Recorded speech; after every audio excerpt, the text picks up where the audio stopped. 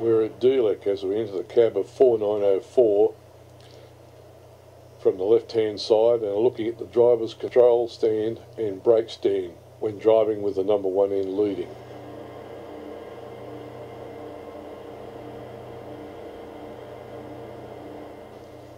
We see the speedo, air vigilance gauge, driver's fan, eyebrow windows, fire extinguisher, and then have a look at the control stand with the switches, gauges and warning lights, which are detailed in the accompanying document.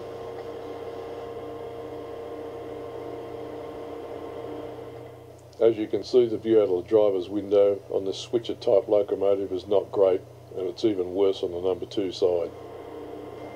As the camera draws back, we can see the load meter, throttle, forward reverse selector, headlight switches, driver's heater, and finally the brake stand, independent lever on the top and train brake below. The camera then pans clockwise to reveal the back of number 2 control stand, identical to that to the number 1 control and brake stand, and then see the electrical cabinet. We temporarily move to the number 2 side of the cab. We can see the rear eyebrow windows. It's a bit bright to see the exhaust stack, but if we get up close we can. And then have a look at the inside of the electrical cabinet, in which the main battery knife switch is very evident.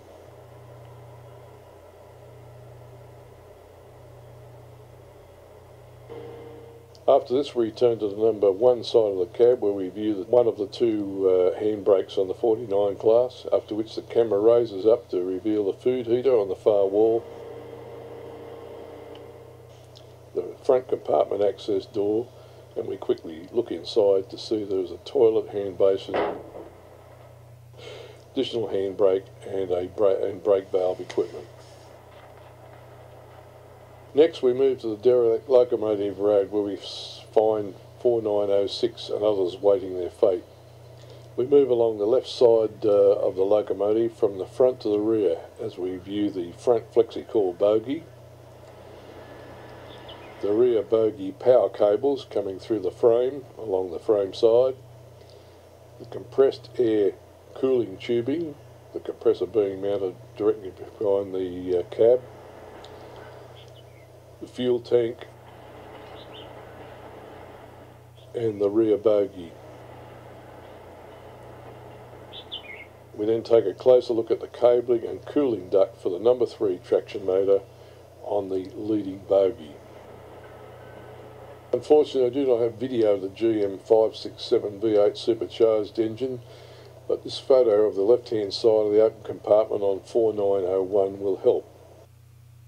We see the crankcase and airbox round inspection covers, the fuel filter, the green coloured objects, the water pump governor, the oil strainer, the load controller, and the water header tank.